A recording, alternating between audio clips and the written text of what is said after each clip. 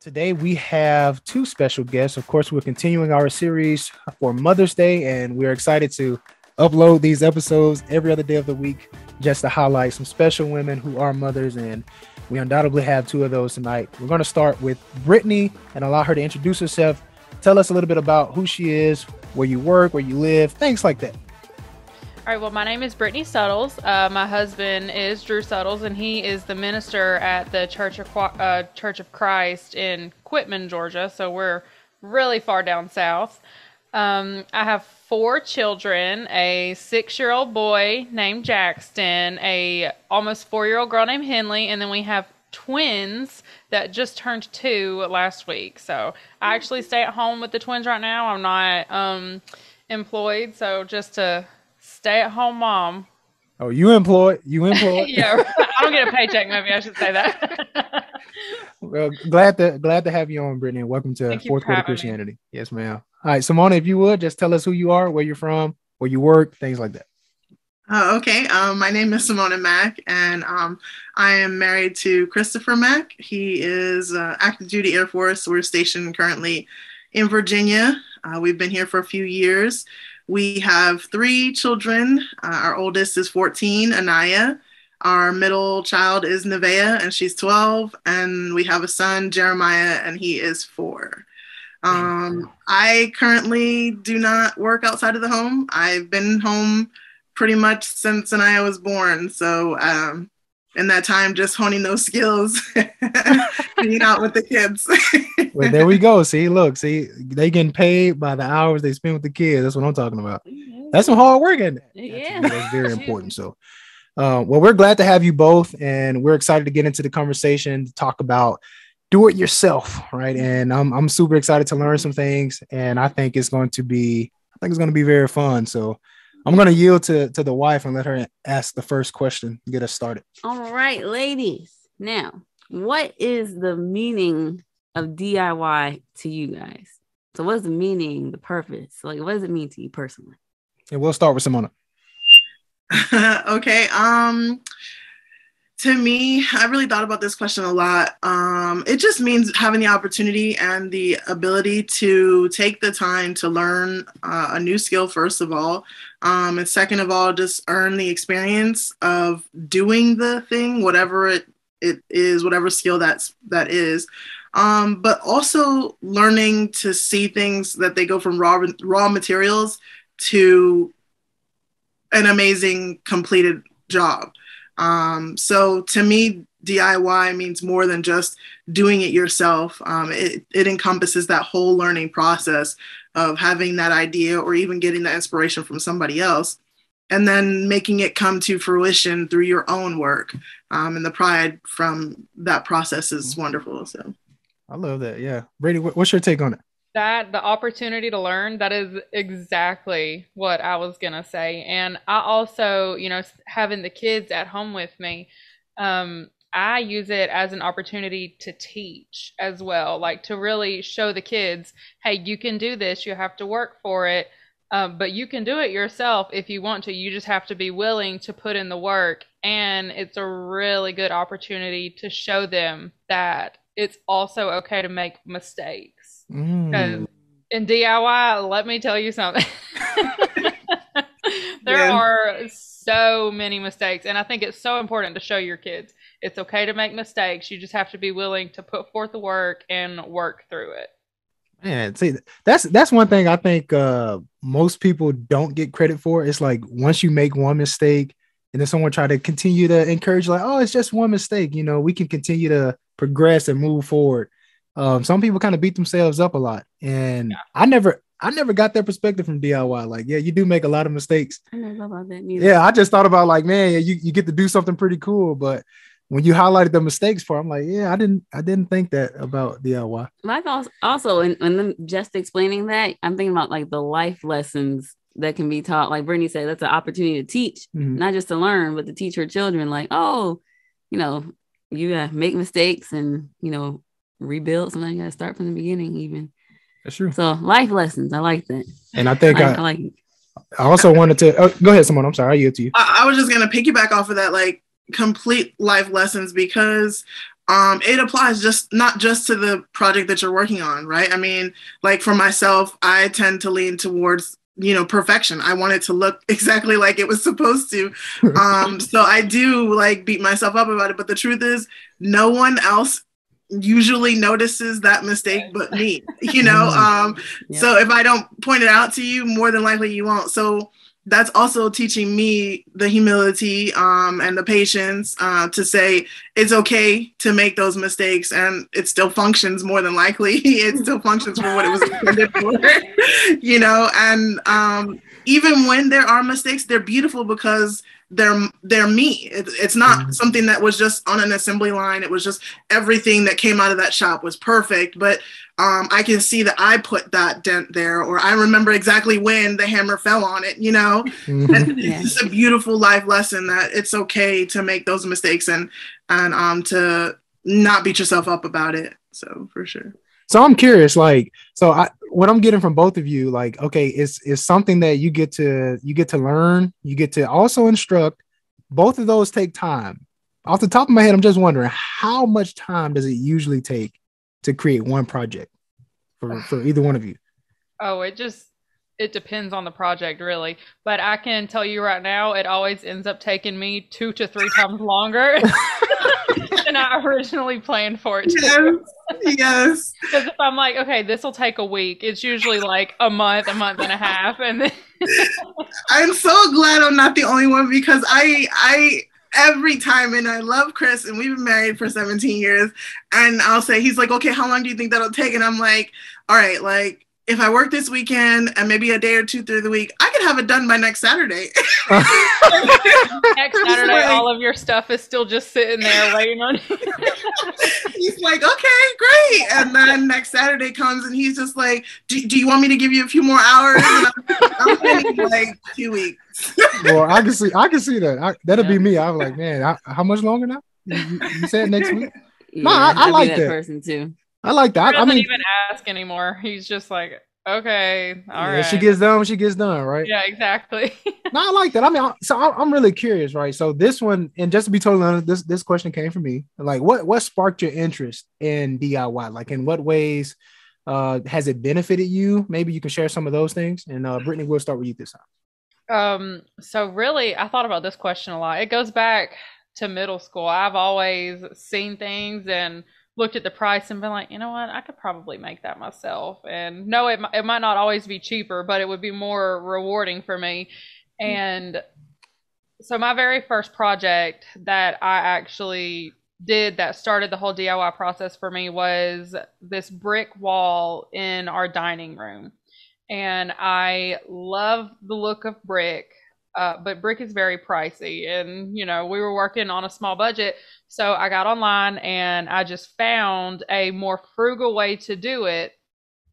And I mean, that's what started. It's just been like a snowball ever since then. Man.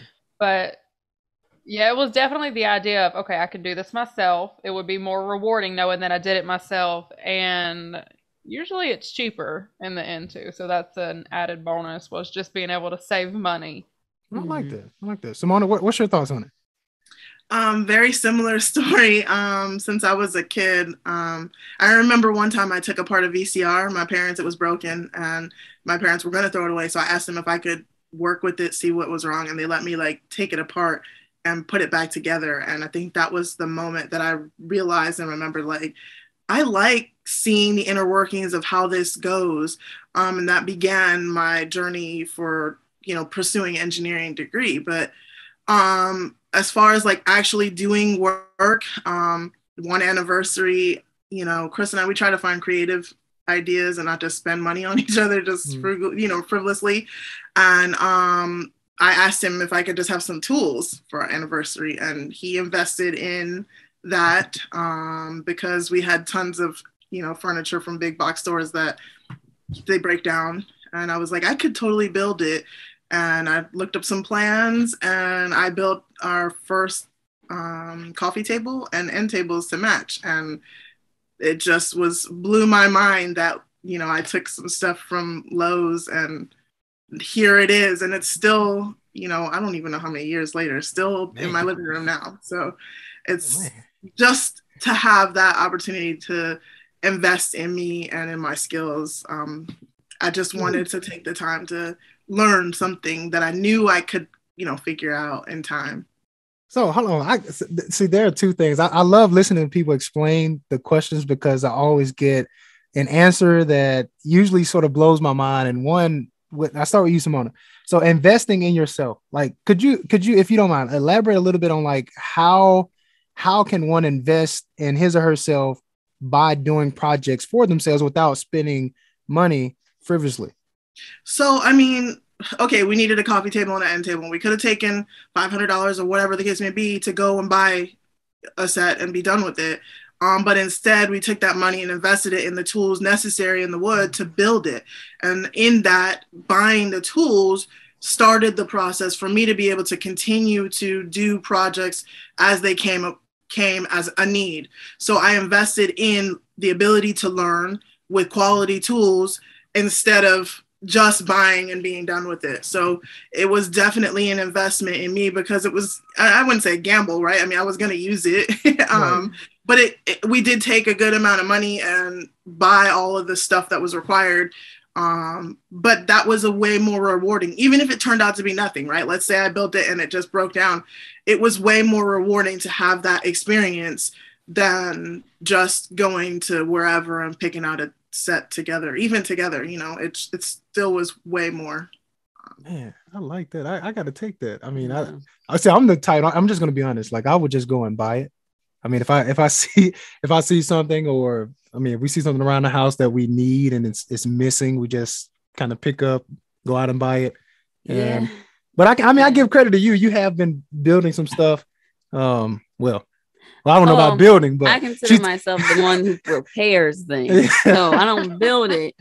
But if it's falling apart, I kind of can figure out how to at least make it last a little longer. Sure it up a little bit. Just a little bit. Even if it got a dip, it'll stand up. She'll do something to it, try to get it to work just a little bit longer before we just run out and buy it. But I'm guilty of that. I just run out and buy it. And I think one thing that sort of at least piqued my interest with, and Brittany, correct me if I'm wrong. I know you stated that you looked at something and said that I can totally build that.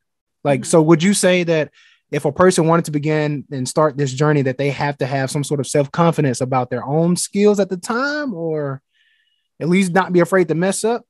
At least don't be afraid to mess up, for sure. I had zero confidence in my skills. Like the very first time I used the saw, I was terrified. I was like, I was scared to death. But just like with anything else, you do it one time and you might mess up, but if you really want to do it, you just keep trying over and over again, and eventually, you do build a little bit of confidence. I'm not going to say I'm super confident, but I'm definitely more confident now than I was before. So at least don't be afraid to mess up, because that is going to happen for sure. Right. Well, see, I like that. Yeah. I think it actually kind of gives people more of a take some of the weight off their shoulders, some of the pressure off. I think Simona had mentioned it earlier, like you wanted to look you have an idea, you want to look a certain way, especially if you are more of the perfectionist. That is me. And so it's kind of like, some people, it will hinder them from starting anything because they're just like, I'm not going to, probably get it right the first time. I'm like, well, there's nothing wrong with not getting it right the first time. Just try to get it out. I mean, it's going to take time, but that's the sacrifice of it, the time and the effort. So that's, like I said, those life lessons. And I think, of course, we got to make, we want to make spiritual applications too, as much as we possibly can. But one thing I thought about too was the rewarding aspect of it, which both of you mentioned. There's something rewarding about, just taking a project or taking a few items and making this masterpiece with it. I think about like how in the first century, the Jews usually, culturally speaking, they would only hear teaching from the rabbis, and none of them really studied for themselves. They went to the temple, they heard the temple readings, but once you get over to the book of Acts, you hear about the Bereans, and it's like, well, they got a chance to actually search what Paul was teaching to them. And so it was more rewarding because they actually considered it something that not only should I be doing, but hey, I get the opportunity to open my Bible and to read and check out what this guy is trying to present me. And all too often, I think a lot of people don't do that in churches anymore. It's like, hey, well, whatever you feed me, I'm going to take it. I'm going to run away with it. And I mean, something's not even talked about as much as like the morning sermon when you go home and stuff. And so I think something as simple as that can be applied to the spiritual side. So no, I definitely agree. Honestly, one thing I thought about was the convenience aspect. So even when it comes to DIY projects, it's like, or like you said, you can go to the store and buy it. But it's like nowadays it's about instant gratification and convenience. And so sure, that can apply at some points. But I mean, like, think about it. Some people use that with DIY and other things of life. And then some people even look at their spiritual journey that way too. It's like, oh, well, if somebody's doing it for me, why should I do it for myself? Right. So, and I think, you guys are kind of hitting on the lifestyle, right? I mean, so being a stay-at-home mom, we only have one income. So a lot of that too also drives some of the choices that we make, right? I mean, sure, I could go and spend this money, but then what do I have to cut out because of that? So being a one income family for us too is also looking at how can I do this thing. It doesn't necessarily have to be making something, right? How can I do this thing in a more economical way? And I think in general, we all should be considering a less capitalistic view, right? Like getting away from just getting our children things for Christmas just because it's Christmas, right? I think in general that applies to the DIY thing, of doing something yourself. But that was really I think half of the genesis of it was, okay, these are things that we need. How can we supply these needs, being that we have a different family lifestyle? And how can we apply that across the board? And so just doing a DIY kind of gets you away from that instant gratification. It gets you away from that go and do it and buy it and be done with it. It builds so much character and helps you in that lifestyle, I feel like. Man, I love that. Yeah, that's very perfect. And would you say it kind of leads into the next question too? Like, would you say that is a pro or con of DIY, or what, in your opinion, Simona, would be a pro or a con of DIY? Are there any cons? Yeah, are there any? Are there any cons? Yeah. Now let me box you in. If there aren't any, just say, hey, there are no cons. So the first part of your question, I would say that to me is definitely a pro. I think that being able to take that and apply it across the board to your lifestyle, I think is definitely a pro. There are tons of pros to do DIY projects. I mean, like we already stated before, being able to take some raw materials, I mean, even gardening, right? Put a seed in the ground and something else produces. Even our Christian life, put the word in your heart and actually water it and do the work necessary, and it produces something wonderful. And then you're an example to your children. So I think that there's so many pros to being a DIY. I think as far as cons go, I really think cons is a personal thing. I think you can let anything be a con. I mean, me, making mistakes on the project could be a con if I dwell on it. The time that it cost me to do the project could be a con if I dwell on it. There could be cons, but I feel like if you allow those things to be cons and keep you from doing the DIY thing, they detract from it. But I mean, everything comes with advantages and disadvantages. So choose to see the positive and, embrace them and move forward. That's mine. I like that, but it's about perspective. Yeah, I like that. Brittany, what's your take on it? Absolutely. Everything that she said. The con is definitely a personal thing. I would say time for sure, because it is going to take so much time. And then, being like halfway through a project and looking at it and just being like, I hate it. And then you just get so frustrated because you've already put so much time into it. But, that could be a con or a pro, because you could step back and say, you know what? I'm going to learn from this. And you start all over again, or you push through to the end and you end up loving it. So it is definitely a personal thing. So, of course, I think we mentioned earlier, too, that, well, at least I mentioned that there were some things that I didn't know about DIY. So I kind of want to get into the next question, too, just for my sanity. Like, in your opinion, are there any misconceptions about DIY, like, that people have and that you could perhaps in this episode sort of clear up? And we'll start with you this time, Brittany. I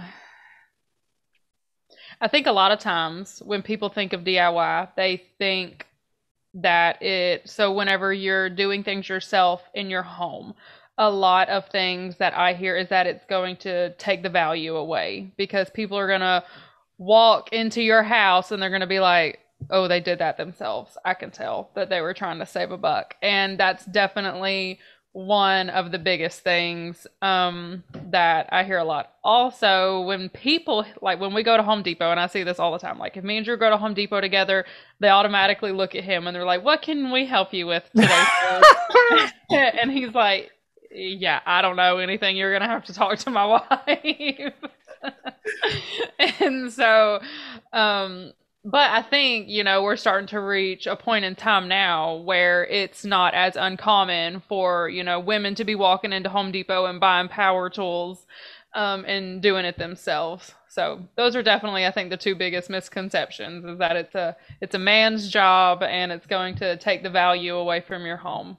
Right. Yeah, of course. And I think they are the two biggest, because the value of the home was the biggest one that I think I hear a lot of people talk about. Yeah. And of course, you hear about the women not buying tools, like, oh, but I mean, Key is the tool person. She knows more about them than I do. I mean, I call like I told you, Simona is the one who got me started with it, man. I bought him a tool set when we first moved here, and she used it more than I use it more than he does. So, and it was for him for Christmas. I was like, yeah, Daniel, you know, we got our first little home together. We got a little tool set, and yeah, I'm the one who uses it the most. She puts most of the stuff together. So yeah, but I don't know what. Yeah, it's just like that. The mentality when you walk in the store, like, oh, what do you want, sir? How can I help you today, sir? Well, when you think of carpenters, I mean, even I myself, I just think of a man. I don't really think of women as carpenters. And, right. And I mean, we see more a carpenter by any means, but right. I mean, it is becoming more prevalent now, and I think that's a good thing. So, I mean, Simona, what's your take on it? She hit the nail on the head. I mean, I was gonna say a lot of times people say DIY is shoddy workmanship. I feel like it takes way more time and effort and attention to something that, even if it doesn't turn out perfectly, you took the time to try to do, and even that deserves a little bit of credit. But also, that second point really, I didn't know if I should have said it, but I really 100%. I don't like going into Lowe's and Home Depot because they assume, what are you getting ready to do with that? Can I help you carry that to your car? Do you need a painter? Do you what's your husband building? Like, it's so much misogyny and it's sickening. But it's out there, like just the stigma that women don't build anything and their fragile nails are gonna get messed up. Yeah, I'm here for it. I like that. I love it. I mean, I'm gonna yield to you. I asked the other one. Okay, now ladies, which of your projects, and we know you guys have many of them, but which of them has sentimental value to you? So I guess, is it something that you made for a certain person or a certain time in your life? And why is it sentimental to you? How long did it take you to finish it? And I think we started with Simona this time. Okay. That was a hard question for me, because, I want to say my first works were the most sentimental because they were the beginning of where I started, and I can see so much growth from them. But then I think I built a desk for my daughters because I homeschool them, and I built a desk for them, and they used it for so many years and so many memories on them that they've written and scribbled in the drawers and things like that. So that was a really hard question for me. But I think the one that took the cake was I built a dining room table, and it was like 10 feet long, and I built a bench to match it, and I built it just in time for Thanksgiving, and we had some friends over, and I have tons of pictures of birthday parties with 20 some kids, and that, to me, the table and how it came together, because I definitely moved outside of my comfort zone, outside of the said plans, by putting the leaf in it. And I feel like that was definitely one that I has most sentimental value to me, I think. I gotta ask, because I mean, we were privileged to eat at that table. First, what wood did you use? Because it's very sturdy. And how long did it take you to build that? I think that table took me well over a month. I think I started it in October and I finished it like the day before Thanksgiving. I think we brought it in like the night before. And then the rails and slides, those are all just 2x4. So that's just pine, and 2x6s. So that's just pine. But the insets is poplar. So the top part where most of the takes the most beating, that's poplar. Yeah, I like that. Okay. Brittany, what's your take on it? So my first project, the brick wall, it is very special because it actually is full of mistakes. One of the mistakes is Henley, our almost 4-year-old, walked up to it when it was still wet and she stuck her hand in it. And so it's got this perfect handprint. But what I actually did after that is I was like, you know what? That's really special. So all 6 of us went up to it and we put our handprints in the brick. I like that. And so now that's all there. And so that is definitely very sentimental. But the most recent one that I've done is our kids' bathroom. I completely remodeled it. And at the beginning of it is when Drew's father passed away back in October. And so coming back home and working on that really actually ended up being kind of like a therapy for me, being able to just go in there and, you know, get away and just have some quiet time to listen to podcasts and pray. And so that one is definitely, I think, the most special to me right now is the kids' bathroom, just because of everything that happened while I was doing it. Yeah, I love that. If you don't mind sharing with us, I mean, how long did it take you to finish the brick wall and then also the bathroom too? So the brick wall, I was like, okay, I can do this in a weekend. Okay. And it ended up taking me like 2 weeks. Well, that's not bad. That's not bad. So it wasn't terrible. The bathroom I started at the beginning of October, and then Drew's dad died at the end of October. And so it took me a little bit longer, and I ended up finishing it on December the 31st of 2021. So that was kind of my New Year's thing. I was like, okay, I'm leaving this bathroom in 2021.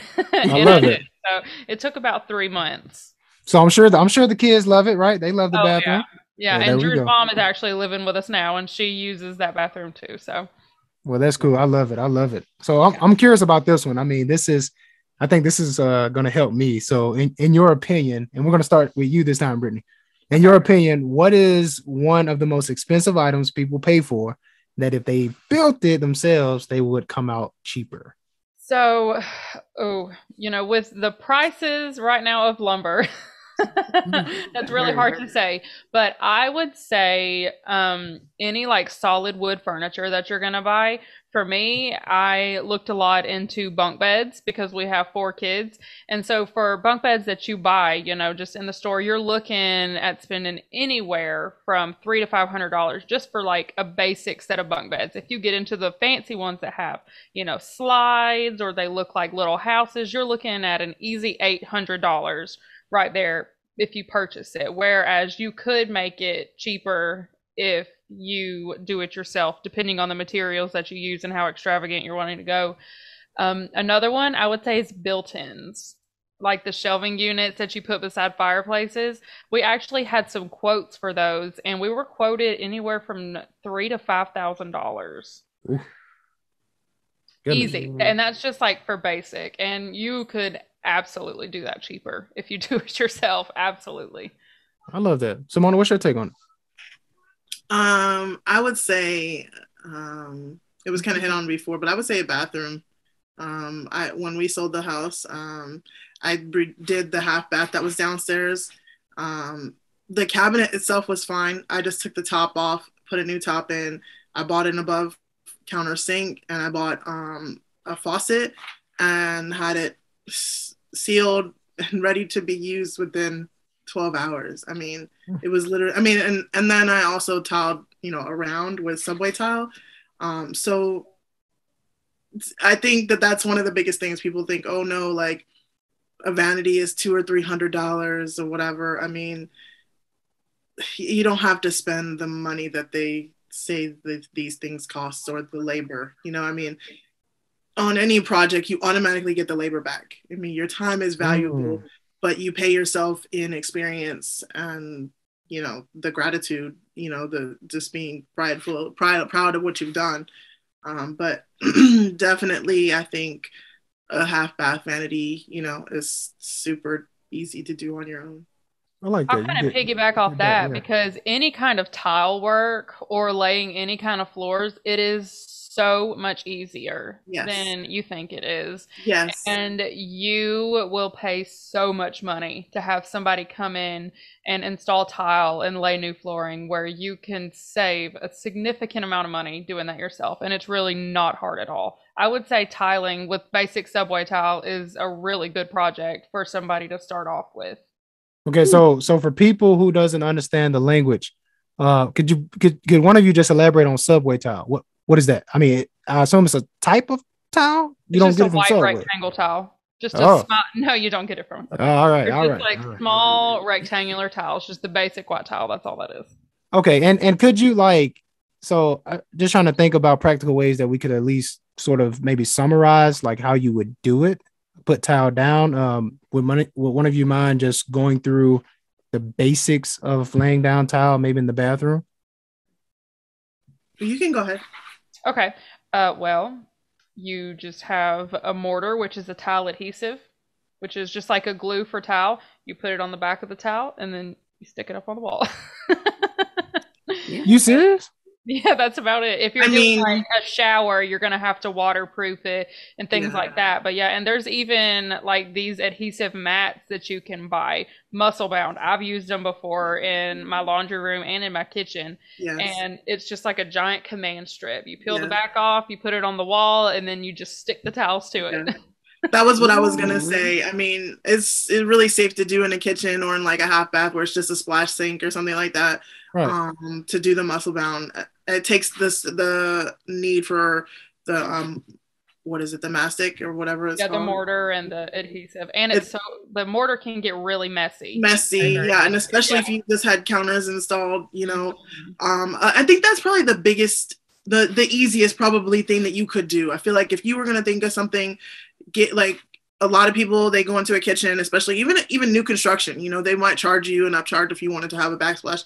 Do that yourself. Get some muscle bound, and it's just a big roll of tape, and you put it up on the wall. You pick out your tile that you want. And I mean, the best thing you can do is get a mosaic, so it's already together. You don't have to worry about fiddling with a design.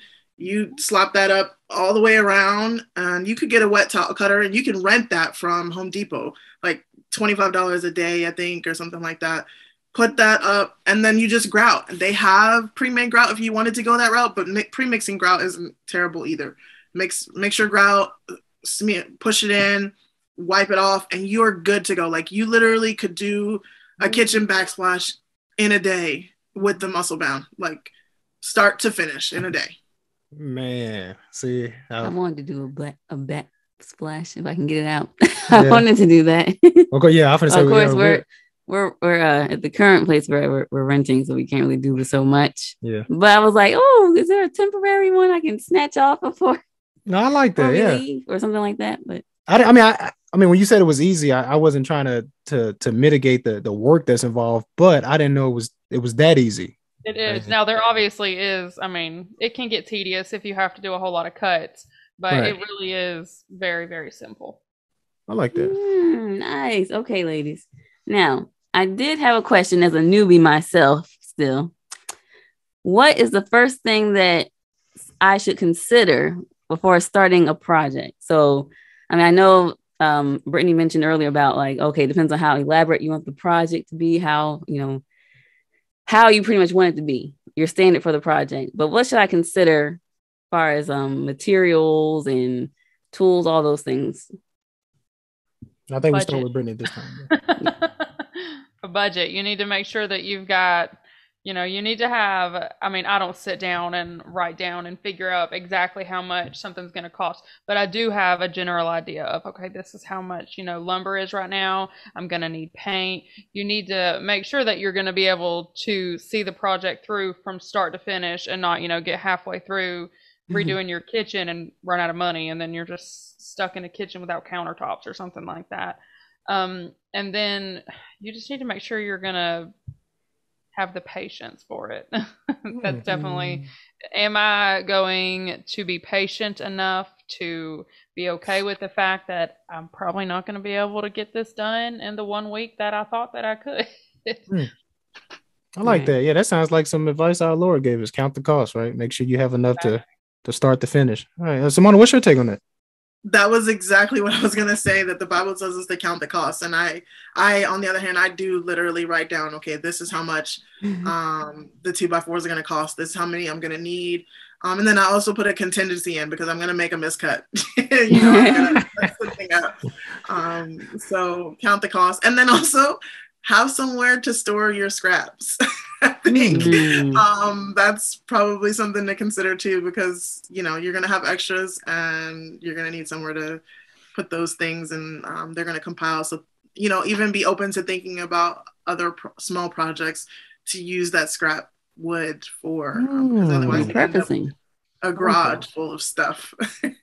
I like that. Y'all just say repurposing. Yeah, you had anything you want to? Oh no, I was just saying, yeah, that's nice, because at least you're kind of also getting more for what you paid for in a way, because it's like, well, the materials that you buy, you're using it for this project, but then it extends into the next project. Pile that I used in our laundry room, I actually had a whole bunch left over, and then I used it in the kids' bathroom, and so that money that I put, you know, towards that one project ran right on over into another one, and so that was Yep. It makes sense. Yeah. That's what I call using your resources wisely. Yeah, I mean, there we go. you have to keep going buying stuff.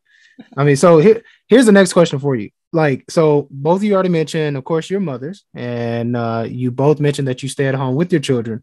And so my guess would be that your children sometimes help out. And so here's the question, like, how do you incorporate your children into your DIY projects? Like, are they able to assist? Do they find it interesting?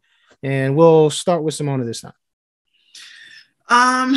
In the beginning, I tried really hard to get the children involved in it. But two things occurred. Lots of mistakes, and then money, you know, that needed to be replaced for such and such. And then the other thing was they began to get disinterested. You know, it really wasn't their desire or their thing. And we're big about not wanting the kids to do what we want them to do, as in like, I want you to be a basketball player, or you would be a good whatever, you know. So when it comes to the things that I like to do, I always leave the door open and the opportunity for them to come and do with me. But I think what ends up happening, because I've got an array of children, they like to just be in my space. So even if they're just listening to music and watching, they may not actually be making the cuts. They do like to just be with mom while she's doing her thing. So I like that. Brittany, what's your take on it?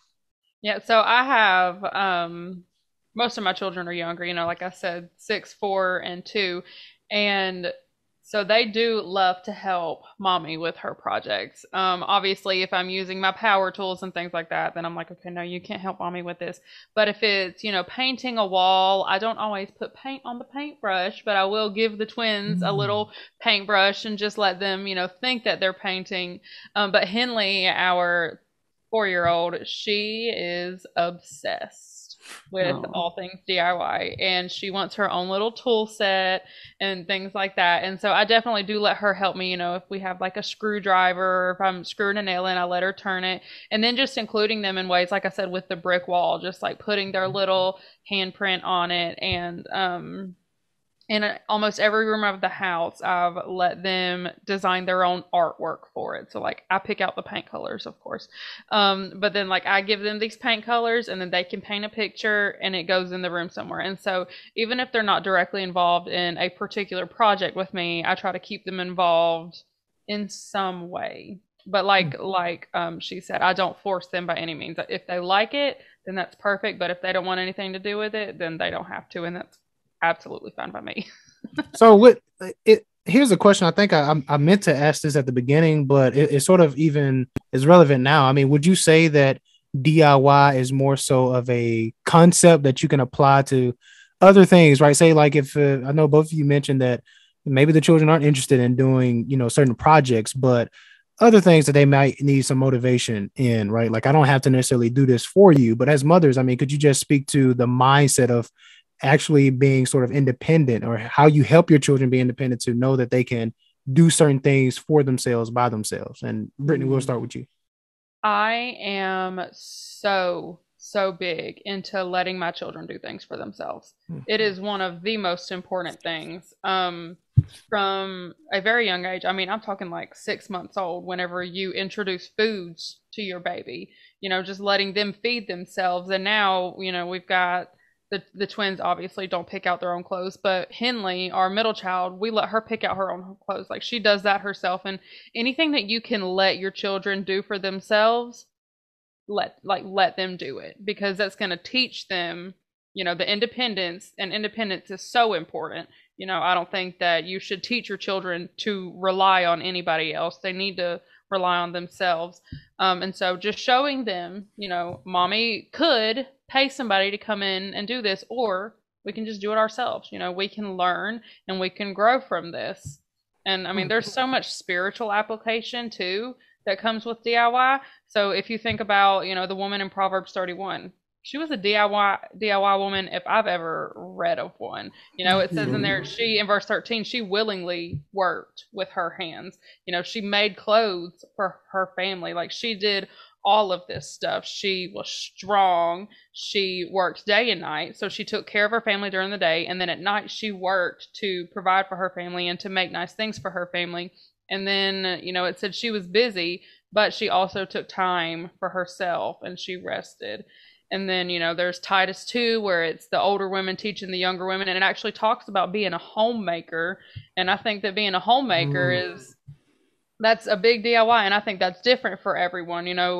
Me being a homemaker, I'm different than, either one of you wonderful mothers. And we each have our own way of doing things. And so really, if you think about it, we're all DIYers. We're doing things ourselves. You might not be building things, but I like that. Yeah. Simona, what's your take on it? Yeah, I gotta. I loved your response in the very beginning, but the whole thing, period. But the beginning really intrigued me, because I wasn't always a big do-it-yourself, or even for my kids, because, like I said, I tend to lean towards perfection. So I know I can get it done, and I can get it done this way, and it's super fast. So let me just do it.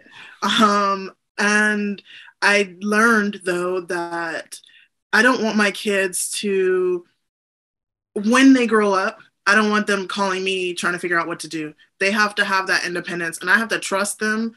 And they have to learn from their mistakes, right? Like, they're never going to be able to make those decisions if I don't ever strengthen them to do them. So I've definitely, over the last, I would say the last 2 years, we've been working on allowing them the opportunity to make those decisions. And I think maybe even before that, I would say 2018 or so. But anywho, allowing them to make choices and to be responsible. And I mean, like, some people wouldn't allow their children to make certain things, but certain choices, I say, okay, these are the ramifications. These are your options. Within our limits and bounds, you could either do option A, and where that leads, or option B, and allowing them the opportunity to make that choice, and then seeing whether that led to something good or led to something not so good.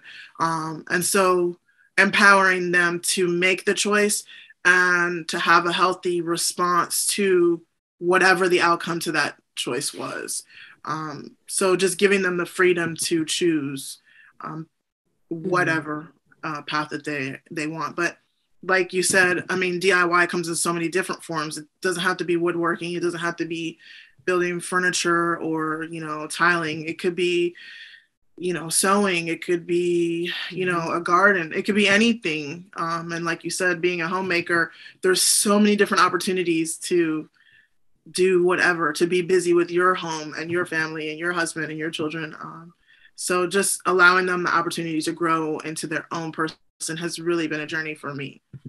I like that. Yeah, I like that, because I mean, honestly, like, even like with Simona, when I was living with you for a little bit, and also the times I would visit beforehand too, I always pick up little gems along the way, like the way that you were with the kids, and also the recipes that I still have not forgotten about, the meals, especially like when I was working at Lowe's. I get home off my shift at midnight, and there'd be a nice plate in the microwave that I'd be so grateful for, man. Just bring tears to my eyes. But anyway.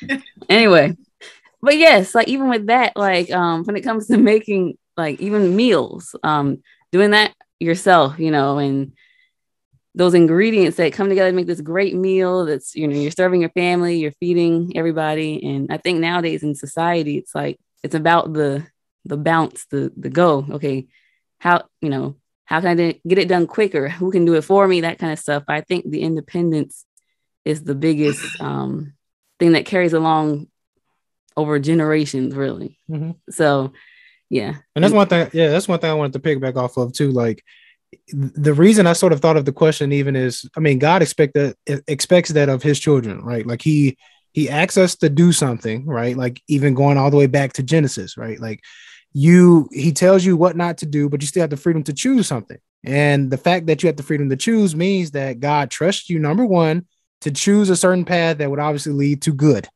And it also shows that, okay, you have the ability, the capability to make a sound decision, to make a decision at all. And so that was one thing that I appreciate my mom for, which I think at times she gave me too much slack, but she allowed me to make decisions for myself at a very early age. And so even when I met Key, like there were some things that, I was out living by myself, had my own place pretty much and had my own car. And when we were dating, she was like, man, you got all this and you're under 22. I'm like, yeah, I've pretty much been out and about since I was 17. And there were some things that I think I could, again, she gave me too much slack at times, but I can definitely appreciate my mom just for at least giving me the encouragement to say, okay, there are some things that you can do for yourself and that you can actually start doing that right now. Like you don't have to depend on me. So kudos to you mothers for doing that at an early age for your children. I think that's fantastic. So can I make one more plug too? Yeah, go ahead. Yeah. We've talked a little bit about it, and I think maybe in a negative light, but and it kind of goes back to one of the questions that I answered earlier, is that there's nothing wrong with hiring somebody else to do a certain job, right? Because even that's paying yourself, because your time is important, and time is money. So if you are choosing to pay someone to put in the floors so that you can, take your kid to batting practice or whatever the case may be, there's nothing wrong with that either. So investing in yourself looks like a lot of different things, and sometimes getting your time back can be more important at that moment for a certain thing. So DIY all day, but also know when to say, okay, this is probably something that I can have someone else do so I can do X, Y, and Z.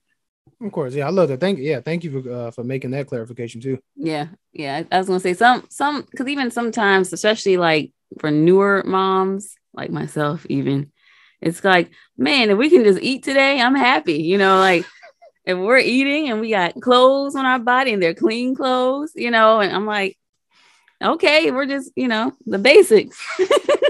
I know. And I'm hoping the other stuff comes later on.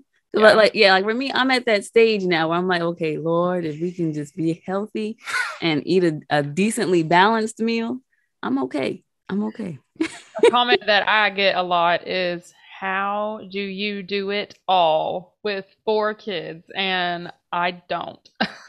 I love it. Yeah. If I am, knee deep in a project, odds are that there's a pile of laundry that needs to be washed. There's dishes in the sink and my living room is a mess. Like I don't do it all. And I don't ever want people to look at me and think, well, she's really got it figured out, because I have no idea what I'm doing. Okay. That I think is the most important thing, is that I have no idea what I'm doing. I just, wake up in the morning and figure it out. And some days I don't do anything related to any project. I just mom.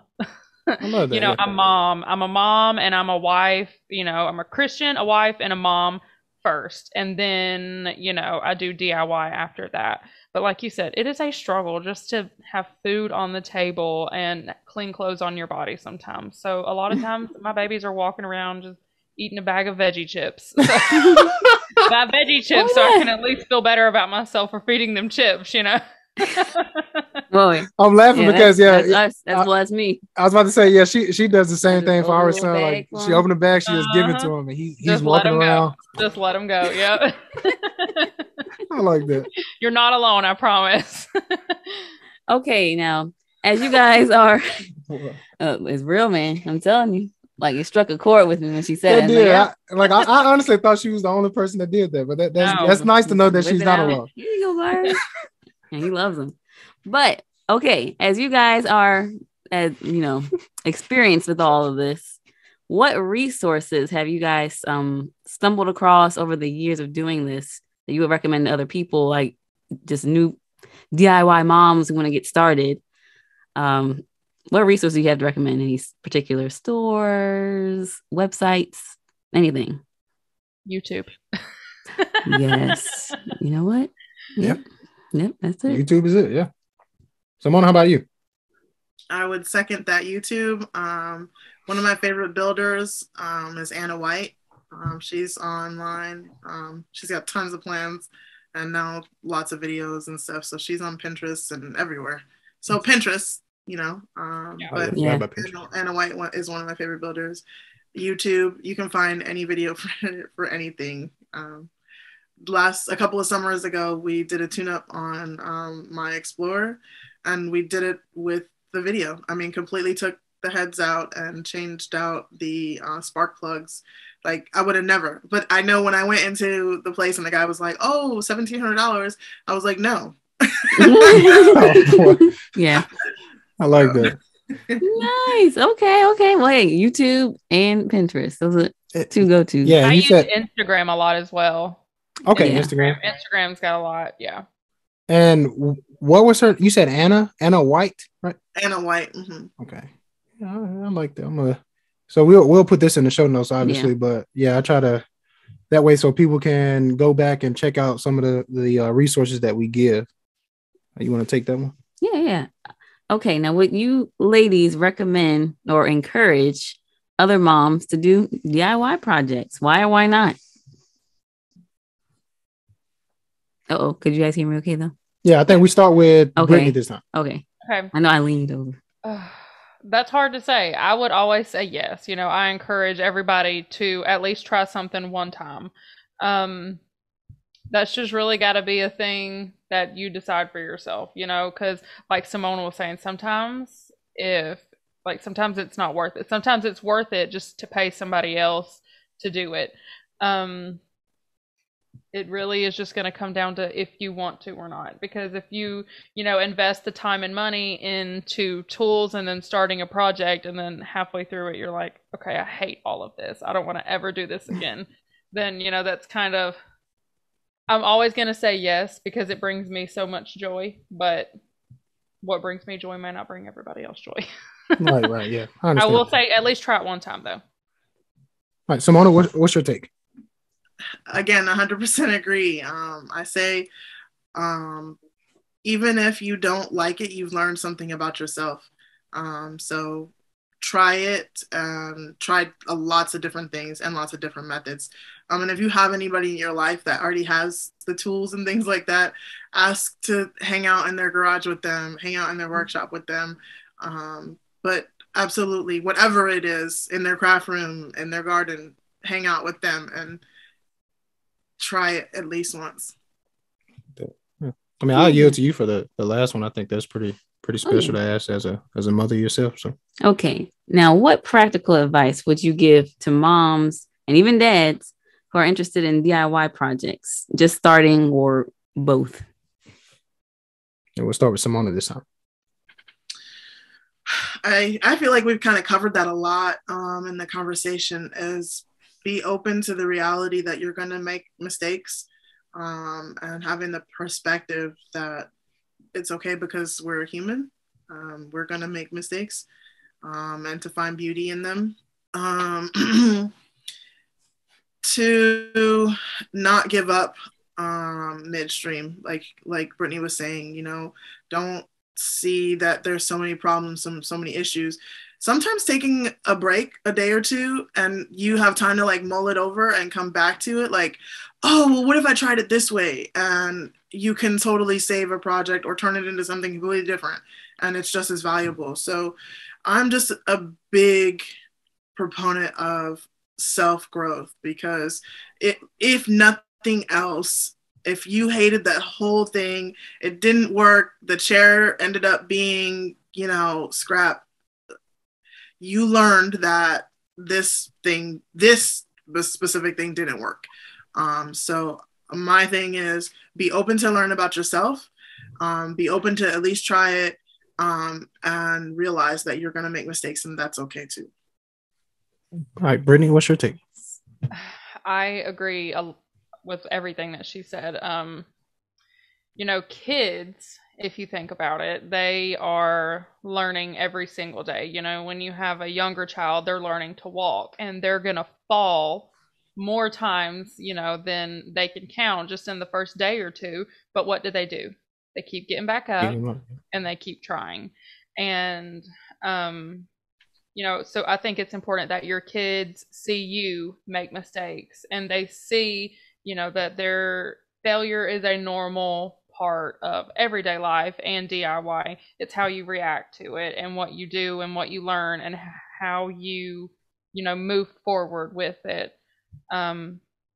Just don't, if you are going to step into the DIY, do not work when you are angry, because you will almost always make more mistakes. And like Simona said, if you take a day or two and just sit back and let it cool off, when you walk back to that project, odds are your mind is going to be clear, and you're going to be like, okay, so this is what I have to do. And it's going to be, maybe not always easier, but you can look at it with a clear mind and you're not angry. Because there have been so many projects that I've just gotten so angry, and I try to work through it and I end up making it worse. Whereas the projects where I step back and I'm like, okay, I just need to cool off and then return to it. And I think that that's important for your kids to see too. If something is just making you so mad, you just need to step back, take a break, but then go back to it later and kind of pick up where you left off with a clear mind. So there's just so many life lessons for your kids to see, because it's really important for them to, see their mom and dad doing what they love. And even when you're doing something that you love, you're not always going to do it perfectly or the right way. So I know, being a preacher, if you put a whole lot of time into a sermon and then you get up there and you deliver it and you sit down and you're like, that wasn't what I wanted it to be. So what do? Do you quit and not ever go back and preach? No, you just approach the next one differently. Well, I got a secret. I quit every Monday. Every Monday right. I'm done. I've definitely felt that, and I guess I'll be the first to start. But I just want to say thank you for expanding my mind beyond what I thought DIY was. I mean, it is, just from listening to you talk, it is more of a concept.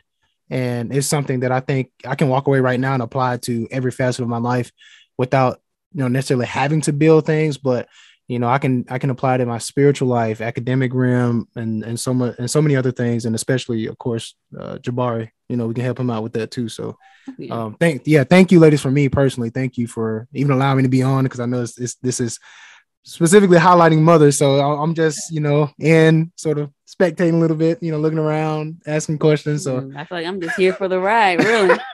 Because like I said, I'm new to all of this motherhood, new wife still. And so, just trying to be a homemaker. And so I've had, you learn things from women before you. I learned things from my mom, Simona, and so many other women around me. And I just like Daniel said, kind of having that new perspective on like DIY, how it doesn't have to be just building furniture, but it could be, making your recipes from scratch or not, or partially. There's just different things that you can do when it comes to DIY.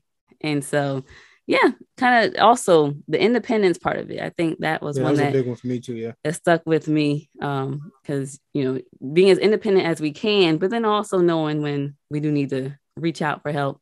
Like someone said, time is money. So you're like, hey, if it's gonna be too much of a burden, if I have the funds to do so, I could get somebody to do this for me. It's not necessarily a bad thing.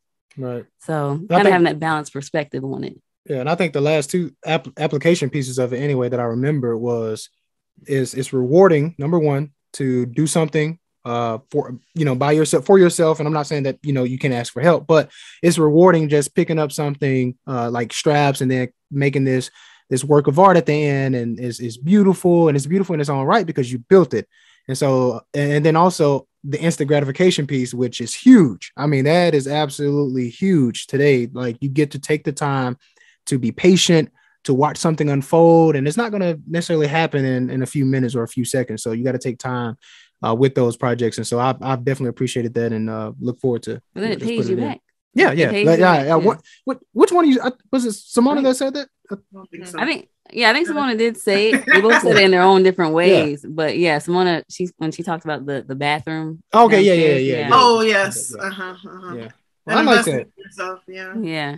Well, I definitely appreciate it, ladies. Like I said, it's of course we're highlighting mothers, and you know, we're thankful that you two mothers decided to be on, and we look forward to just seeing the comments that we get back from other mothers and even dads and anyone in between who wants to listen, and what they get from this episode, because I think it's very practical in every facet of life. So so thank you guys so much for taking the time to educate us and enlighten us folk over here starting out. and also being living books. That's what I love. Like, I mean, everybody don't like to read, y'all. You know, they like to listen. And so just being living books, sharing your experiential wisdom, that I think that's the most important part. So Brittany, Simona, thank you guys so much from us. Guys. And we definitely appreciate you sharing your wisdom on today's episode. Absolutely. Thank you for having us. Yes, for ma'am. me. Yes. I can't speak for Simona, but thank you for having me. No, for sure. Thank you guys for thinking of us. Thank you for giving me the opportunity, because I think we kind of pointed that out, that, you know, women in DIY is kind of something that we don't see a lot. So hopefully there's some other moms that are out there thinking about doing something themselves and get inspired by this. So thank you guys for this opportunity, for this topic, and the time. So absolutely. Thank you.